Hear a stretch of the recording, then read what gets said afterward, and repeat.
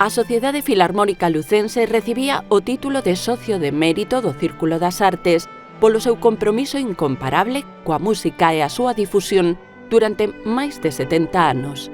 O presidente da entidade homenaxeada, Antonio González Trigo, recollía o recoñecemento de mans do presidente do Círculo, Miguel Caraduje, en presenza das xuntas directivas de ambas as dúas colectividades.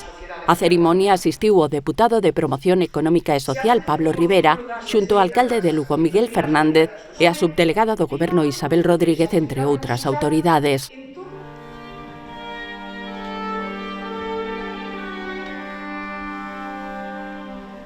Como non podía ser doutra forma, o acto comezou cun concerto, co cuarteto de corda Terra Nova e o seu director Nicolás Rabelli ao piano, e rematou coas voces da coral do Círculo das Artes.